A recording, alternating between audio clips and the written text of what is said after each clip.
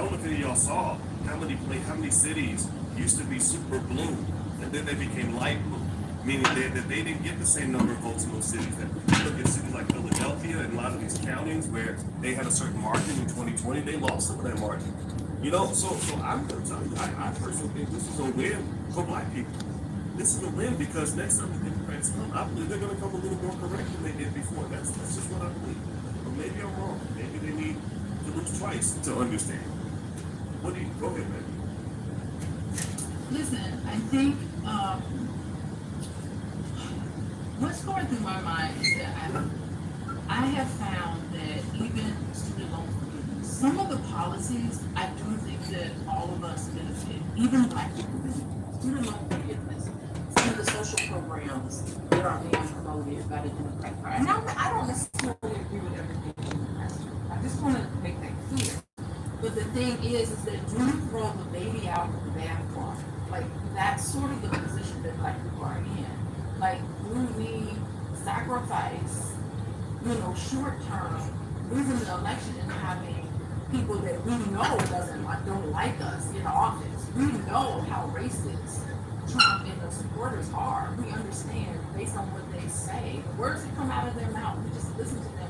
Do we throw the election to the Republicans, by not voting and by not taking advantage of our vote? Do we do that and then end up in a worse possible position? Because at least we can look at some of the things that Kamala Harris and even the Democratic Party are promoting and actually working on trying to pass. We can see, even in a universal approach, we can see how it could benefit us as whole. We can see how it benefits us. So the thing is that I think that I'm not saying that we should withhold our vote. I'm saying that we need to not do what we did with Barack Obama, which was we threw our vote behind Barack Obama and then we fell asleep. And that's not what we do. He told us, he said, I'm here for the people who want to participate in this electoral process. It's like, okay, you voted for me, but you have to hold my feet to the fire. He said these things. I need pressure. I need help from everybody for him to be able to push some of the things that he wanted to do in Biden and everybody. I think with black people, what we do is that we just vote and then we sit around and do nothing. It's like, no, now the work is starting. We need to now pull up our sleeves and work. So I'm thinking that I'm not certain that's the best strategy. That's what I'm saying. To just not vote at all, even though it works against your best interest. I don't think that we should not vote and then jeopardize having a Republican presidency. I honestly do not think that. I think social policies are so different from fiscal policies. We need to also look at fiscal policies as well. Well, let me say this. Studies show that people who, if you talk about at least from the economic perspective, studies show that even communities like the Asian community where voter participation rate is extremely low, their wealth goes up whether there's a Democrat or a Republican in office. The reason that Asian wealth tends to go up no matter who's in office is not a function of who they're voting for, it's a function of what they do. It's a function of their culture. And so I would say to anybody in here who's worried about what the Trump supporters are going to do, then I encourage you to embrace your economic thinking, embrace your family's economic culture, and make good decisions. And you're going to win no matter who's in office. I mean, in fact, give me a yes or no. Yes or no. How many of you own stock? Has anybody seen how much freaking money was made in the stock market after the election was over? Give me a yes if your portfolio's raining green this morning. It's going crazy. I mean, if you own stock, you made money. If you own Tesla, you're making money. If you own crypto, you're making a ton of money. So my point is to say that here's the thing though, you didn't make this money because of Donald Trump. You made this money because this happens after every presidential election, damn near. Most elections lead to a major rise in the stock market, largely because there's a lot of economic uncertainty that gets erased once the election is decided.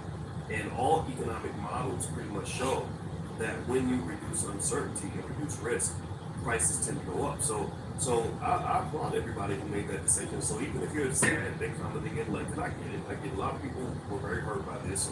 And I'm gonna just tell you, I do believe that there is sexism in our country. I don't think our country is real interested in seeing a woman of color in the White House. I'm gonna fall short of saying black woman, not because she's not a black woman in her own way, but I think that term is a little bit overused. But I think at the same time, the sexism is there, the racism is probably there, and I do believe that.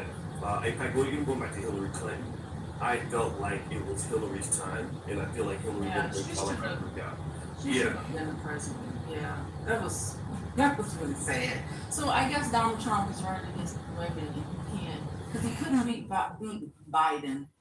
But if he has a female opponent, she is pathetic. Then maybe, yeah, it could be some sexism happening there. Two female opponents overwhelmingly. And then Biden, he wasn't able to beat Biden. Although in his mind, he thinks he actually won. I mean, he did win. This is what we got to look forward to for 4 years. Well, it'll be interesting. Your wife is full of shit. The White House will be ghettoized. We know that. It's gonna be embarrassing. Your wife is full of shit, man. I'm just. You two belong together. It's an.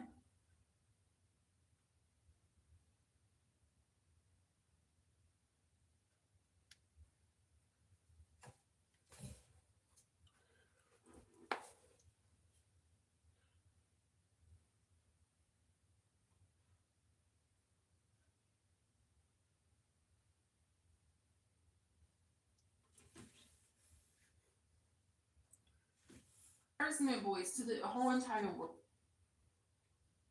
Like today, to me, not only am I sad that Kamala Harris lost, right? But I just feel embarrassed. The whole world is looking at us like, what's happening over there? Trump is hilarious because he's a real ghetto billionaire. He's kind of white trash, but he's rich. He's like rich white trash. That might be a great term, RWT.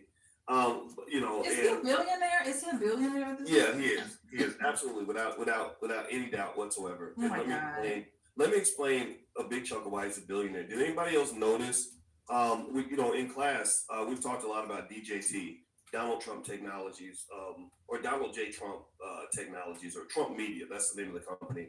And I don't know if anybody else knows this, but last night that stock for that company went up like crazy. It's gone up almost 100% in the last month, 84% to be exact. Last night it went up another 40%. And so here's the deal. This company's market cap is about $7 to $10 billion. Trump owns, I think, over 57% of that company. So just that one asset right there, which, by the way, is a highly overvalued asset. That stock is not a great stock to own in most conditions because they don't make money. They don't make a lot of revenue, but they are backed by the faith and support that people have had in Donald Trump. Viva la Trump! Alone, Viva la Trump! 4 to 6 billion. Viva la! In his net worth. And that's just one thing that he owns. He owns hundreds and hundreds of assets. So Trump is really rich. Why not do push-ups?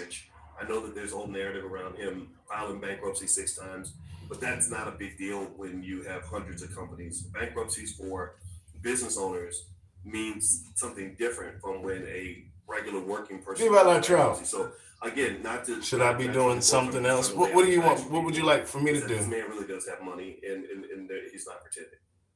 I'll do whatever you want me to do. I don't know. Okay, my sadness is starting to turn into anger because now it's hitting me. It's hitting me, boys. Oh no! You need a therapy. Wait, I'm hosting therapy sessions this afternoon. You need to come sit, lay on my couch. Like it's starting to turn into anger. I'm starting to get like kind of upset because now we have our country is in the hands of not only Donald Trump, but our country is now in the hands of Elon Musk, and these are two individuals.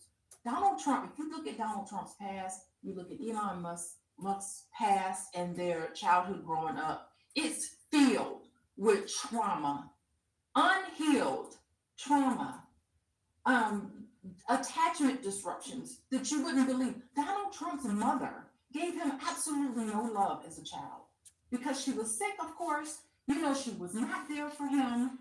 Elon Musk's childhood is unbelievable. The level of trauma he went through with his father, who he grew up in a household of Unbelievable domestic violence and child abuse happened in that household. We have these two gentlemen. Our country is now in the hands of two traumatized, triggered individuals whose ego is bigger than the galaxy at this point. Like, I am just sitting here like a little concerned about this. And neither one of them, to my knowledge, has ever been to therapy. Like, this is problematic and very concerning. Mm. Well, I'm not going to doubt that. And by the way, everybody, I'm speaking with my wife, Dr. Alicia Watkins. This is Pillow Talk with Dr. Boyce and Dr. Alicia.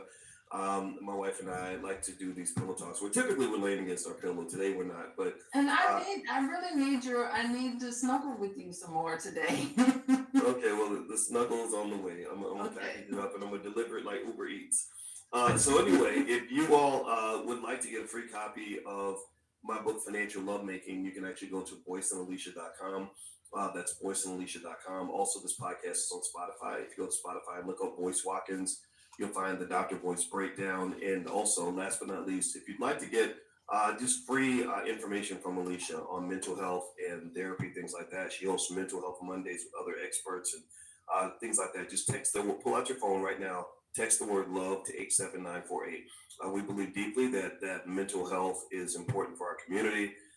She is a licensed therapist and a full professor of social work, and we'd love to help you. We created the first ever Black financial therapy department because no matter who wins the election, our goal is to help our community. So if you'd like to receive free information from Dr. Alicia, whether it's relationship information or information on mental health, text the word love to 87948 and we'll send you some information. Also, we'll let you know when Dr. Alicia's live with Mental Health Mondays, which she does with Black therapists, okay? Because we have the solutions in our own community.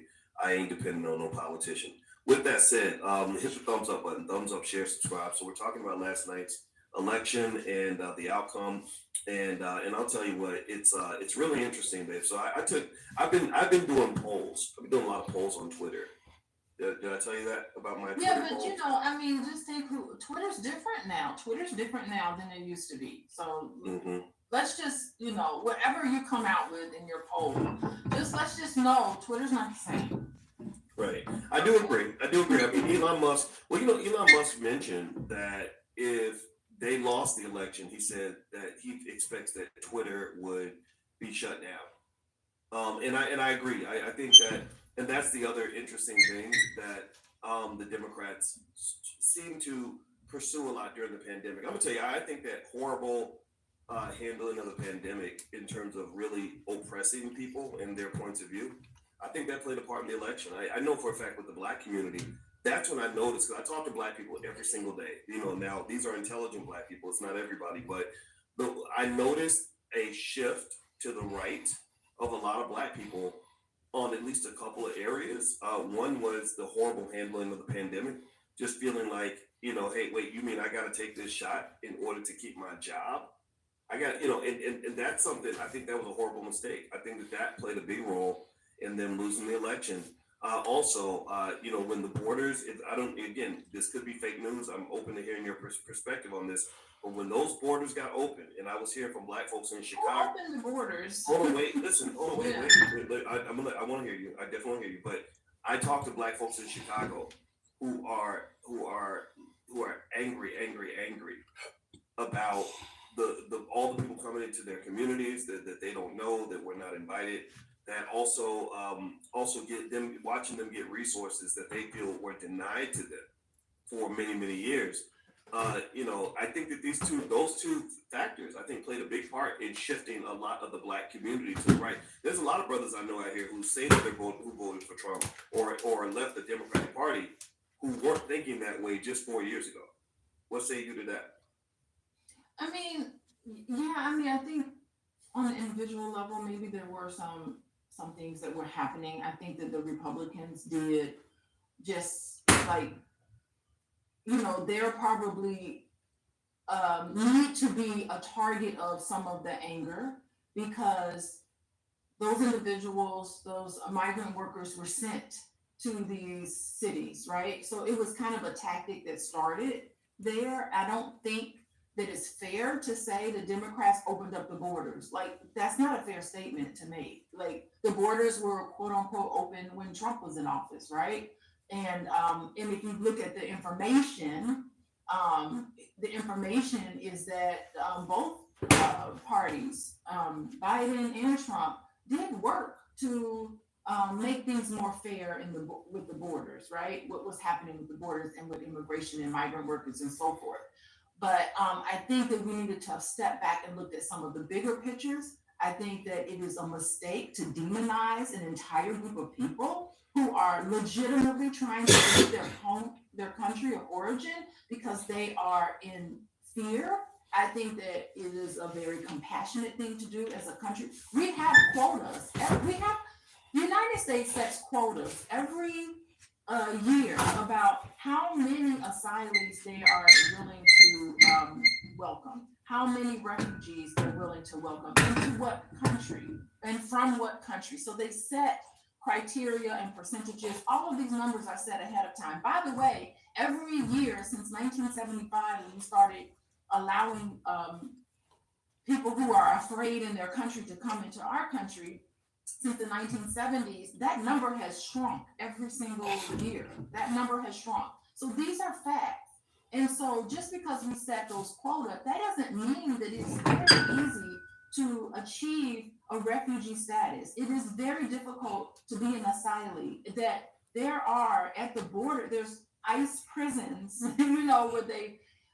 where they've done very inhumane things. And I'm talking both presidencies. So I really think that in terms of people who are fleeing their country because of they're in danger, I don't think we've done enough to help individuals in that way. I don't think we've done enough. I think that it has become politicized. I think that we have taken small little instances such as they're eating dogs and eating cats or whatever. That ain't our fault. We ain't got nothing to do with that. Been blown out of proportion because the numbers don't lie. Those cities that got the migrant workers have not seen an increase in crime. What are we going to do? There are people who are like laid at our feet. What are we going to do? Just throw them in the trash? Like, that doesn't make sense. So it makes sense to me that we give them some sort of support, individual support. Like, I want to live in a country that cares about other people who live in other countries. I want to live in a country who cares about poor people. You know how I am. I'm a social worker. I am a social worker. Before I'm a therapist, before I'm a college professor, I'm a social worker first, because the values of social work I believe in. And I think that, I mean, just look at the history of America.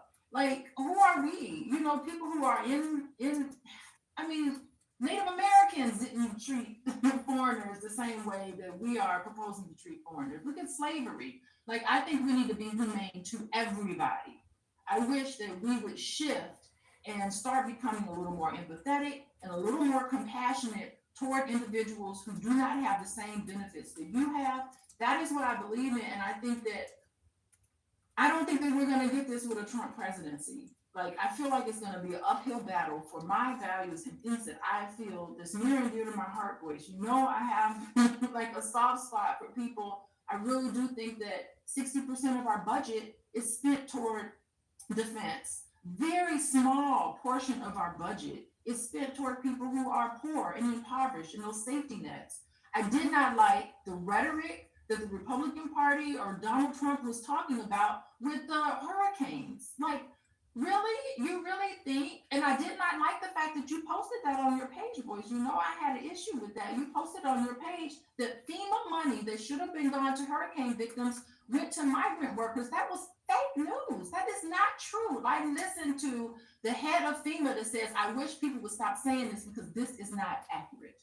This is not true. So it's just frustrating for me, because this is what I've dedicated the past 30 some odd years of my life, and understanding why people are poor, understanding what's happening with immigrants, understanding what's happening with Black people in slavery and not getting reparations. Like, these are things that are near and dear to my heart. I am compassionate. I do care about other people. I'm not going to say, everything just needs to be, just think about yourself and no one else. So, these are the things that are important to me. And I don't see any of this being reflected in the Trump presidency. And that's why I'm kind of not happy with this whole election. So All right. So, by the way, everybody, you listen to Pillow Talk with Dr. Boyce and Dr. Alicia. My name is Dr. Boyce Watkins. This is my wife, Dr. Alicia Watkins, and I'm a finance professor. My wife is a licensed therapist and a full professor of social work. And we do Pillow Talk to try to have intelligent conversations about things happening in the Black community. And so, if you could take a moment, please hit the thumbs up button, thumbs up, share, subscribe. Also, if you'd like a free copy of my book, Financial Lovemaking, and also we did a Black Love Challenge because we believe in Black love and Black relationships. You can go to boyceandalicia.com. Give me a yes if you agree that Black love and Black relationships and Black family is critical for our future. If you agree with that, then feel free to take a look at some of the resources we have available. And that's what I'm focused on. I'm really focused on that. And I want to transition into that point. I hear everything you're saying. And I'm going to just say this, and I think it's okay for people to understand that you and I are not the same on this particular topic.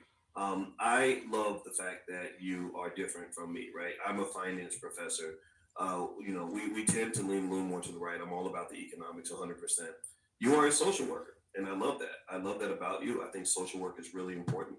I think it's one of the most important jobs that there is. I also will agree with you that America does not do enough for the poor. One of the issues I have with the Trumps and the Musks of the world is that they don't always show a lot of compassion for poor people, for those who are unhoused, things like that. I think that we could do better as a society on that. I think America decided back in the Reagan administration that greed is good. And that has allowed people to literally sit on billions of dollars while somebody right next to them is starving to death and can't feed their kids. I think that's abominable. I think that's terrible. Now, here's where I'm going to disagree with you. And I hope you'll let me get this point out because I know you're very passionate about this.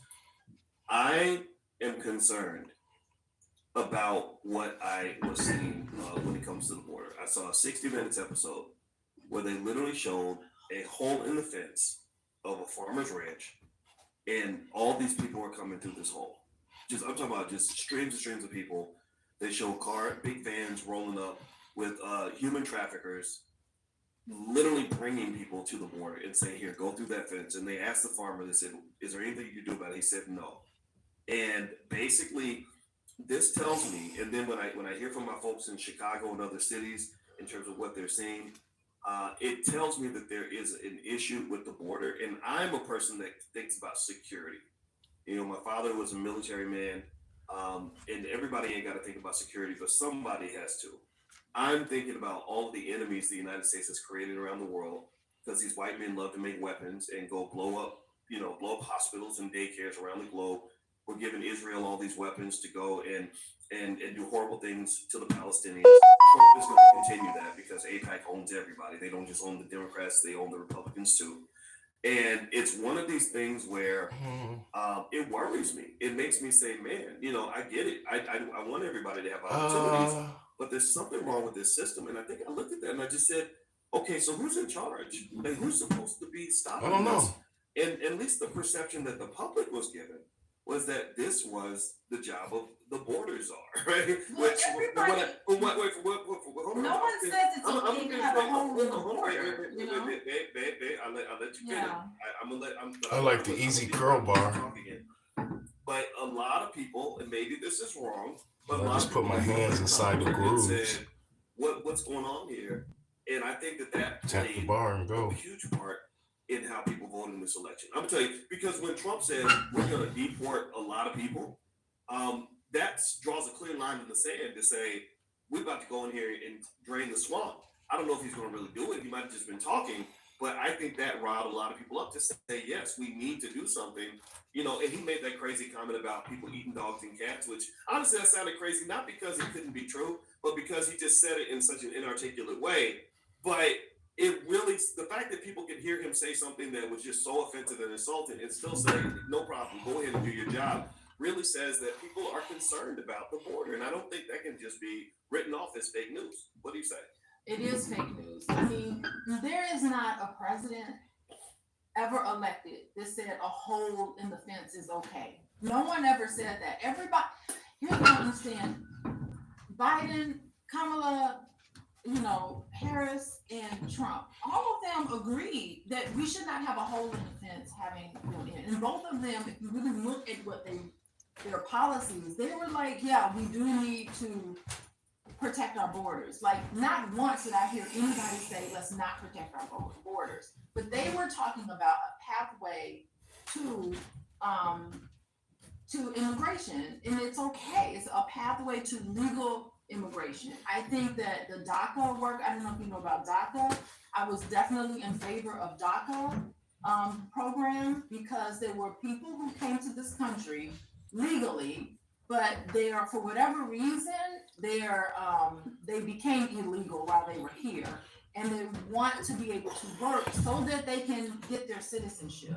There are children who were, brought up into our educational system, been here since they were 3 years old, and then here they are, 18, 19, great citizens of this country, great people in this country. They just want to have the opportunity to go to college. They do have the opportunity to serve in the military. I mean, this is what I don't think this point was hammered in enough for me, for everybody to really understand that billions of dollars is put into Social Security by undocumented workers, by people who not legal citizens. So what you have is groups of people who are putting money, who are paying taxes that they can never draw down, who are paying into Social Security that they will never be eligible to draw down. So our country was actually benefiting from having people come to this country, pay taxes, because you don't have to have a Social Security number. You can just get an ID number. So your money is being taken out of your check, going to FICA and going to pay taxes, but those individuals would never be eligible to draw it down. So I don't think this thing's going really well. And I got a great deal on this sweater from Men's Warehouse. I feel like a world-renowned chef. I know most chefs wear white coats, but I'm not like most chefs. I don't use measuring cups. I just feel it. Cooking just pours out of me like sugar into a bowl. Oh man, that's way too much sugar. This cake is gonna be terrible.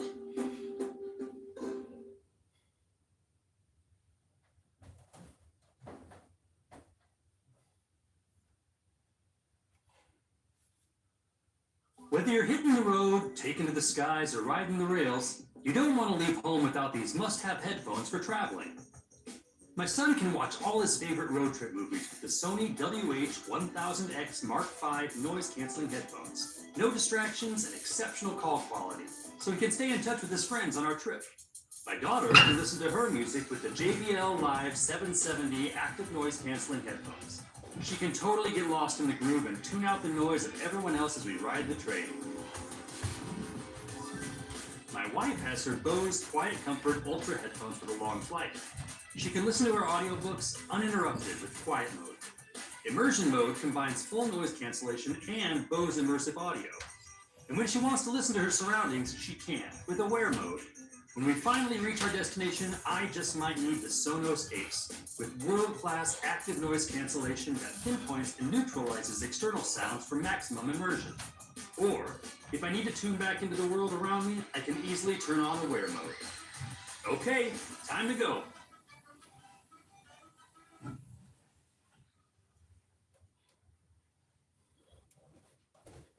Peace, Infinite Waters diving deep once again.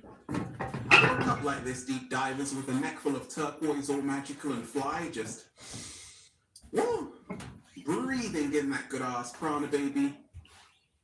Raising the frequency. I feel so much better now. Raising the vibration. I feel so much better now. Take that. Hadouken. That good ass energy I'm sending you, deep divers. You feel so much better now. And let me say a big shout out to everybody who's joined the new Ralph Smart Patreon page for all new exclusive content that's going to help you become your greatest version. Patreon.com/Ralph Smart Deep Divers. Click the link down below and be inspired. So, Donald Trump won the US election. Let's talk about it. Trump wins the 2024 US presidential election. This is big news. This is huge news. And deep divers, I actually predicted this. Okay? I actually predicted this. We're going to talk about it. I'm going to give you my response. I want all of you right now to hit that like button if you support the real. Hit that like button right now if you support the real, because we got a whole lot to talk about. Look, if you are watching this video, this is your confirmation. Abundance is coming your way. If you're ready to receive it, just say thank you. So deep divers, let's talk about it. Let's talk about Trump winning the US election. Let's talk about what this means. Let's talk about the things they're not telling you. And let's talk about how Ralph Smart's prediction came true. Oh, we're going to talk about it, deep divers. Oh, we are going to talk about it. And we ain't even had breakfast yet. Can I get a hello there? So let me play you the BBC report, and then I'm going to give you my response, deep divers. At this point, we can predict Donald Trump will be the 47th president of the United States, winning what had been expected, of course, to be a razor-tight and historic race. And it has been just that. That projection coming to us from our CBS News partners. Donald Trump, America's 47th president. He claimed victory, of course, a couple of hours ago, but now it is official with that projected win for Donald Trump. We've been waiting on votes coming to us from Wisconsin. We have them now. Let's put him over the top. Donald Trump, America's 47th president. And of course, America's 45th president as well. Just 4 years ago, of course, Donald Trump came up short, losing to Joe Biden after the country waited days for the results. Not the case this time. It has been just hours, and Donald Trump is heading back to the White House as America's 47th president. With this, Donald Trump becomes only the second president in US history to serve 2 non-consecutive terms in office. The 78-year-old will also be the oldest person to assume the presidency when he is sworn into office in January. The president-elect, as he is now, made immigration and economy the top priorities for his campaign. And as we've seen, they're issues that have resonated with the American people. With this result, this projected result, that Donald Trump will be America's 47th president.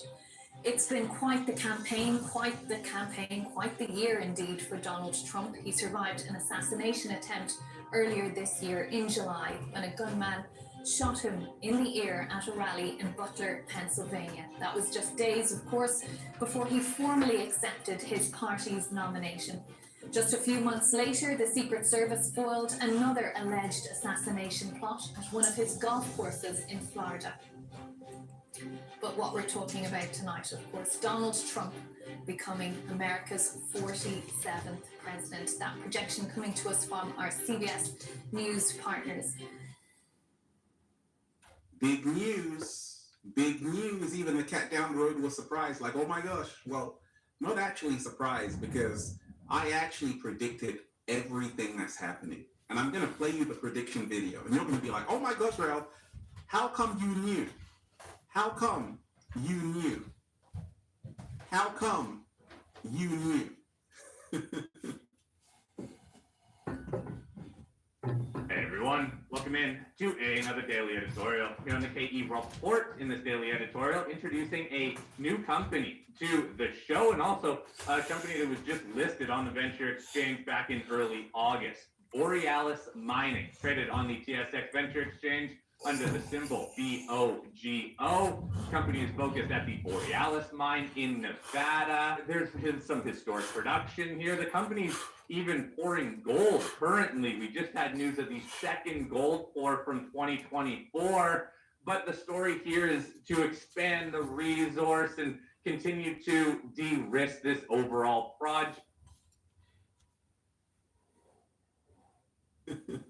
So this is huge news. Once again, Donald Trump, the 45th and the 47th president. Only 2 presidents have done that. That's incredible. You may not like Donald Trump. It doesn't matter. You've got to remind yourself that he had so much opposition. and he still won. That's crazy. Look, I always tell you, focus on yourself. But you have to see what's happening in the world right now. This is huge. Now, Donald Trump said, okay, once he gets in office, he's going to end wars. The Russia and Ukraine war. He's going to find a peace agreement for Israel and Palestine. Let's see if he does that, because once again, a lot of these politicians, they talk a good game, but you have to hold Donald Trump to his policies that he said he was going to do when he gets in office, right? Okay, so this is what he said on the victory lap. Then I'm going to give you my whole take on everything that's happening, deep divers. Get ready. Thank you very much. Wow.